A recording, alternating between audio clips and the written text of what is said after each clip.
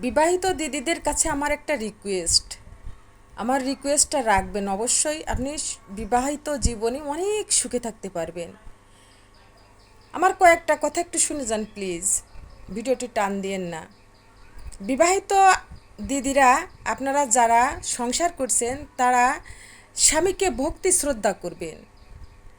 স্বামী যদি কোনো কথা বলে, আপনি মাতুব্বরি করে আপনার বুঝ দিয়া কথা বলে স্বামীর একটা কথার উপর 10টা কথা বলে তাকে বুঝ দেবেন না। সে যে সিদ্ধান্তটা নিয়েছে সেই সিদ্ধান্তটাই মেনে নেন, তাহলে সুখী হবেন। দ্বিতীয়ত, স্বামীর মুখে মুখে তর্ক করবেন না। কোনো স্বামী চায় না যে আমার স্ত্রী আমার মুখে মুখে তর্ক করুক এবং আমার উপরে থাকুক, আমাকে সে বুঝিয়ে সংসারটা চালাক। কোনো স্বামী চায় না। সব স্বামী চায় যে আমরা দুজনে পাশাপাশি থেকে মিলেমিশে সুন্দর একটা সিদ্ধান্ত নিয়ে আমরা কাজটা করব।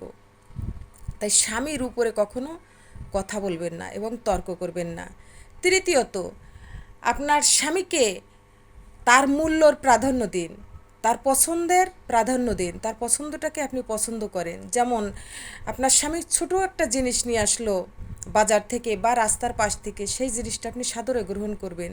দেখবেন যে আপনার স্বামী আপনার প্রতি কত খুশি হয়, আপনাকে কত আদর করে ভালোবাসে, আরও অনেক জিনিস নিয়ে আসবে। আপনার পছন্দ না হোক তারপরও আপনি সেটা হাসি মুখে স্বামীর কাছ থেকে নেবেন। দেখবেন যে আপনার স্বামী অনেকটা খুশি হয়েছে।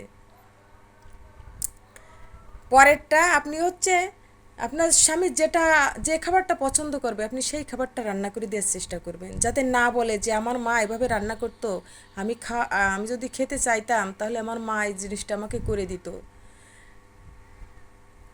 এই কথাটা কষ্ট পেয়ে যাতে না বলে, তাই আপনার স্বামী যে খাবারটা পছন্দ করবে আপনি সেই খাবারটা তৈরি করে দেবেন। আপনার স্বামী যেভাবে আপনাকে চালাতে চাবে আপনি সেইভাবে চলবেন। যেটা নিষেধ করবে সেইটা মেনে নেবেন। দেখবেন যে আপনার সংসারের শান্তি অটুট থাকবে এবং ভবিষ্যতে আপনি সুখের শান্তিতে ছেলে মেয়েকে নিয়ে সংসারটা করতে পারবেন। কিছু কিছু কথা আপনি মিলিয়ে দেখবেন। স্বামীর উপরে যে থাকবে সে কোনো দিন শান্তি পাবে না, সে কোনো দিন সুখ পাবে না। কারণ কোনো স্বামী চায় না তার উপরে তার স্ত্রী কথা বলুক বা মাতব্বরি করে চলাফেরা করুক, সংসারটাকে সে চালাক, কখনো চায় না।